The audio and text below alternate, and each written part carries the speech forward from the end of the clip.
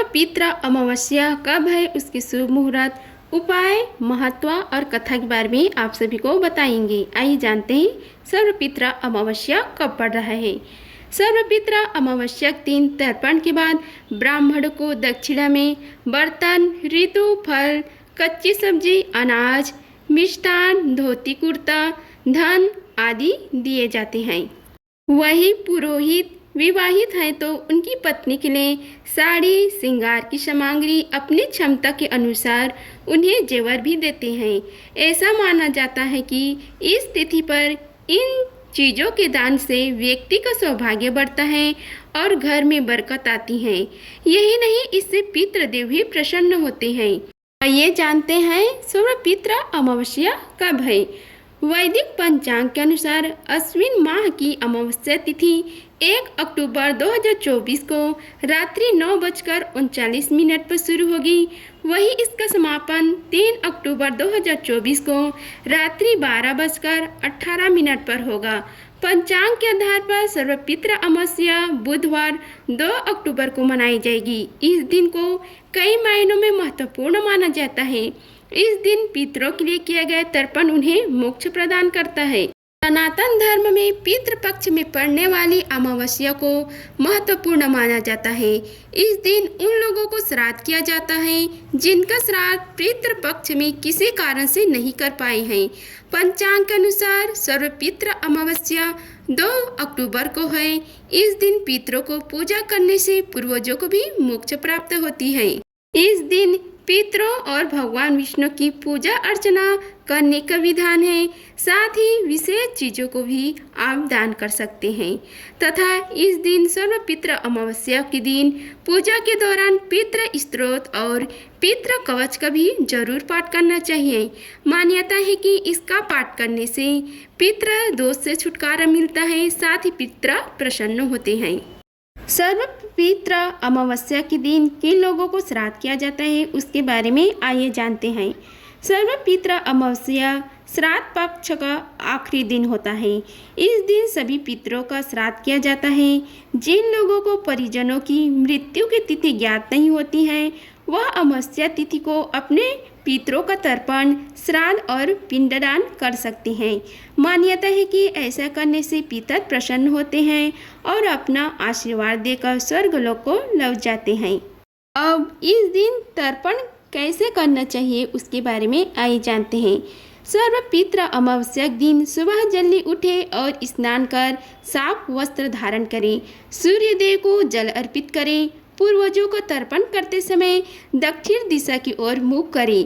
तर्पण करने के लिए जौ, कुश और काले तिल का प्रयोग करें। पितरों की शांति प्राप्ति के लिए मंत्रों का जाप भी करें। अब उत्तर दिशा की तरफ मुख करके जौ और कुश से मानव तर्पण करें। अंत में गरीब लोगों को दान और भोजन खिलाएं। पितृ तर्पण के मंत्र है ओम पितृ देवताय नमः। दूसरा मंत्र है ओम अगच्छन्तु मे पितर एवं गृहन्तु जलंजानयामि।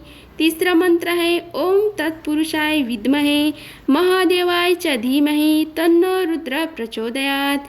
चौथा मंत्र है ओम पितृगणाय विद्महे जगद्धारिणे धीमहि तन्नो पितरो प्रचोदयात्। पांचवा मंत्र है ओम देवताभ्यं पितृभ्यश्च महायोगभ्यश्च एवं च नमः स्वाहाय स्वाधाय नित्यमेव नमो नमः। छठा मंत्र है ओम पितृगणाय विद्महे जगद्धारिणे धीमहि तन्नो पितरो प्रचोदयात्। ओम देवताभ्यं पितृभ्यश्च महायोगेभ्य एवं च नमः स्वाहाय स्वाधाय नित्यमेव नमो नमः। ओम अद्भुताय विद्ये सर्वसेवया धीमहि शिवशक्ति स्वरूपिणे पितृदेव प्रचोदयात्। अब हम आप सभी को सर्वपित्र अमावस्या की कथा का रसपान कराते हैं। आइए रसपान कीजिए कथा का। श्राद्ध पक्ष में सर्वपित्र अमावस्या का बहुत ही महत्व है। यह पितरों को विदा करने की अंतिम तिथि है। अगर कोई श्राद्ध तिथि में किसी कारण से श्राद्ध न कर पाया हो या फिर श्राद्ध की तिथि मालूम न हो तो सर्वपित्र श्राद्ध अमावस्या पर श्राद्ध किया जा सकता है। आइए जानते हैं इस तिथि की महत्वपूर्ण कथा के बारे में। देवताओं के पितृगण अग्निस्वात जो सोमपत लोक में निवास करते हैं, उनकी मानसी कन्या अक्षोदा नाम की एक नदी के रूप में अवस्थित हुई। मत्स्य पुराण में अक्षोद सरोवर और अक्षोदा नदी का जिक्र मिलता है, जो कि कश्मीर में स्थित है। एक बार अक्षोदा ने 1000 वर्ष तक तपस्या की, जिससे प्रसन्न होकर देवताओं के पितृगण अग्निस्वात और बहिष्यपद अपने अन्य पितृगण अमा वसु के साथ अक्षोदा को वरदान देने के लिए अश्विन अमावस्या के दिन उपस्थित हुए। उन्होंने अक्षोदा से कहा कि हे पुत्री, हम सभी तुम्हारी तपस्या से अति प्रसन्न हैं, इसलिए जो चाहे वर मांग लो। लेकिन अक्षोदा ने अपने पितरों की तरफ ध्यान नहीं दिया और वह अति तेजस्वी पित्र अमावसु को अपलक निहारती रही। पितरों के बार बार कहने पर उसने कहा, हे भगवान, क्या आप मुझे सचमुच वरदान देना चाहते हैं? इस पर तेजस्वी पित्र अमावसु ने कहा, हे अक्षोदा, वरदान पर तुम्हारा अधिकार सिद्ध है, इसलिए निसंकोच कहो। अक्षोदा ने कहा, हे भगवान, यदि आप मुझे वरदान देना ही चाहते हैं तो मैं तत्क्षण आपके साथ रमण कर आनंद लेना चाहती हूँ। अक्षोदा की इस तरह कहे जाने पर सभी पितर को क्रोध आ गया। उन्होंने अक्षोदा को श्राप दिया कि वह पितृलोक से पतित होकर पृथ्वी लोक पर जाएगी। पितरों के इस तरह श्राप दिए जाने पर अक्षोदा पितरों के पैरों में गिरकर रोने लगी।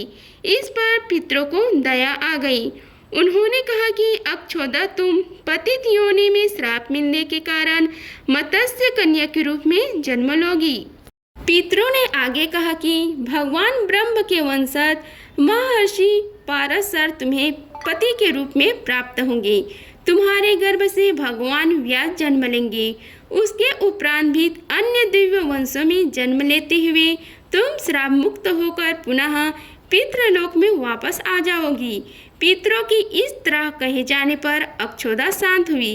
अमावस्या की ब्रह्मचार्य और धैर्य की सभी पितरों ने सराहना की एवं वरदान दिया कि यह अमावस्या की तिथि अमावस्या के नाम से जानी जाएगी।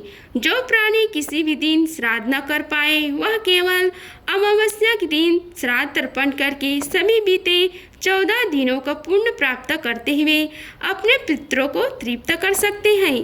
तभी से प्रत्येक माह की अमावस्या तिथियों को सर्वाधिक महत्व दिया जाता है और यह तिथि सर्व पितृ श्राद्ध के रूप में भी मनाई जाती है। उसी पाप की प्रायश्चित हेतु कालांतर में यही अक्षोदा महर्षि पारसन की पत्नी एवं वेद व्यास की माता सत्यवती बनी थी। तत्पश्चात समुद्र के अंशभूत शांतनु की पत्नी हुई और 2 पुत्र चित्रगत तथा विचित्र वीर्य को जन्म दिया था।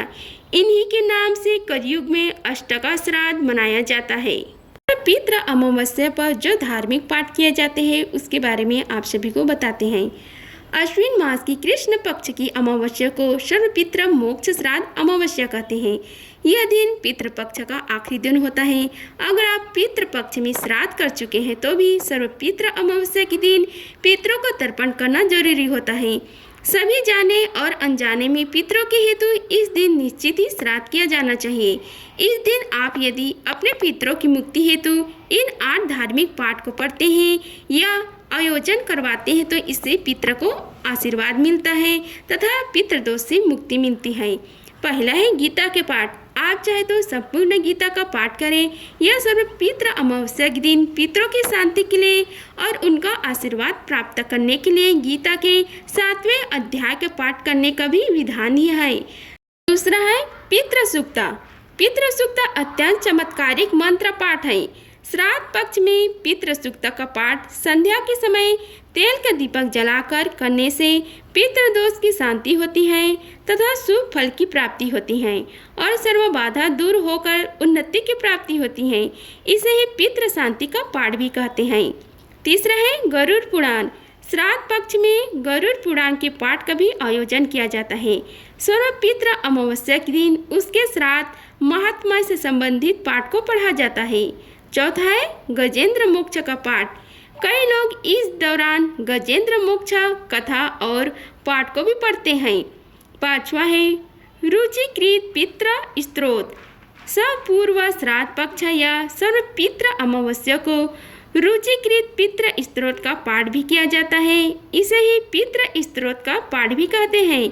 अत पितृ स्त्रोत। छठा है पितृ गायत्री पाठ।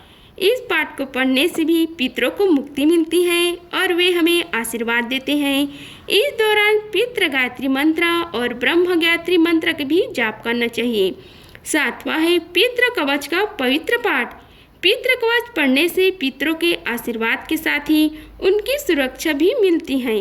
अपने पितरों को प्रसन्न करके उनका आशीष पाना है तो श्राद्ध पक्ष के दिनों में अवश्य इस पाठ को पढ़ें। सर्व पितृ दोष निवारण पितृ कवच का यह पावन पाठ है।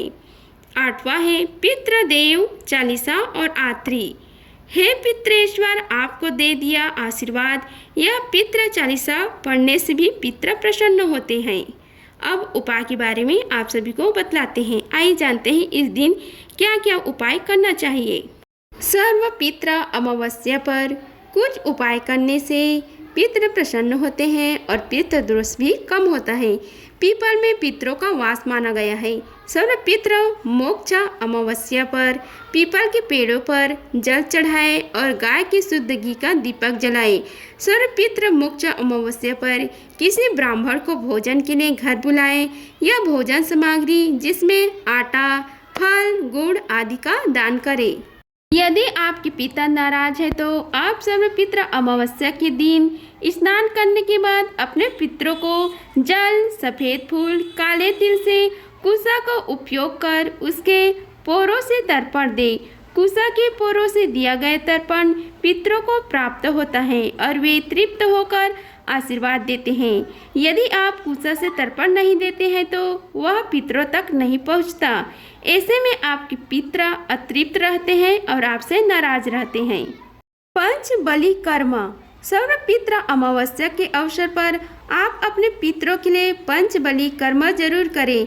इसमें आपको भोजन बनाकर उसका कुछ अंश कौवा, गाय, कुत्ता आदि को खिलाना चाहिए। धार्मिक मान्यता के अनुसार पितरों को भोजन का अंश कौवा, गाय, कुत्ता आदि के माध्यम से उन तक पहुंचता है।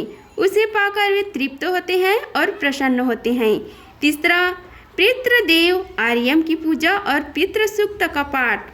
नाराज पितरों को खुश करने के लिए आपको पितरों के देव आर्यम की पूजा करनी चाहिए। उसके बाद पितृ सूक्त का भी पाठ करना चाहिए। इससे पितर खुश होते हैं और आपकी संतान को खुशहाली का आशीर्वाद देते हैं।